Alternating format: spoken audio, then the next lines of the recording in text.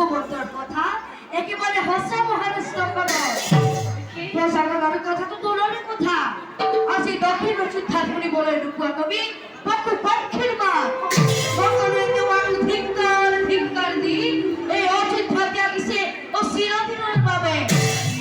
আমি কিবা একটা ব্যবস্থা করা হচ্ছে মুক্তি রাজা দক্ষর নহলে তুমি অযোধ্যার আমার শ্মশানে রখিয়া হবা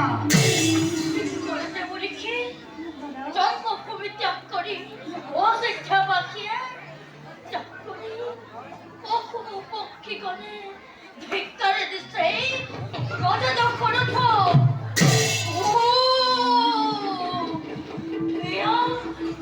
কি কার্য করিস মই মত্ত হয় বিষয়ের ভোগ বাসনা উদ্দীপ্ত হয় অন্তরের সিদ্ধান্ত নিজ হন্তান হস্তে প্রিয় প্রজাগণ মই করিস অবহেলা নাই নিশ্চয় আর মই পরিপ্রতিকার হে দেবর্ষি জীবন চিকানৈক্য আপনি মাত্র কৃপা করি ব্যক্ত করো কিবা হেতু অযোধ্যা এই রাজ্য ইন্দ্রের অধীন লেখকনে কিবা হেতু দৃষ্টিপাত করে নাই তাক তো বুঝিল হুদারা সাদা খরচ দিউময় হেতু পদে প্রথমে পরিভ্রমণ করে তুমি তোমার রাজ্যের দক্ষিণ প্রান্ত রাজভাগচর প্রদান করা সেই ভূকাতর প্রচার বচন আর তার পাশে পরিভ্রমণ করে অপ্রাতিপুরে হুদা করি নেবেন্দ্র জ্ঞানকরণ আসে তোমার ভক্তি হরিণ পরাজিত করিব পরিবার দেবতাক সম্মুখীন অক্ষরে বৈদ্য নির্গত করি প্রথমে যাব মই প্রজার মাঝ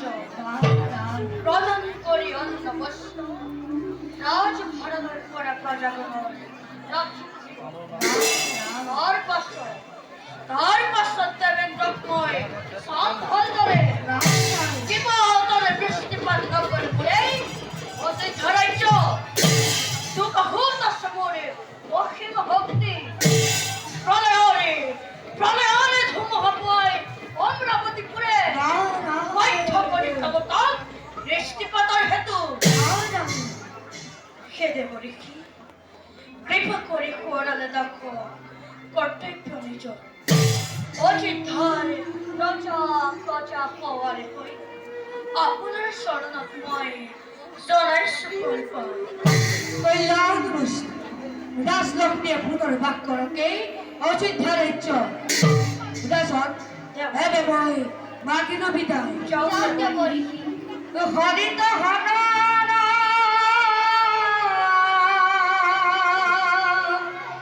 এলো আজি তুজন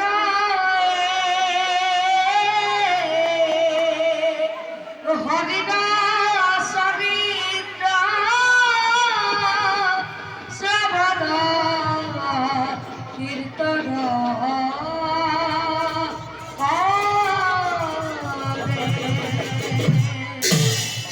হে দুর্ভুজ কপাল হঠাৎ ভাগন কিন্তু আচরে প্রয়াসে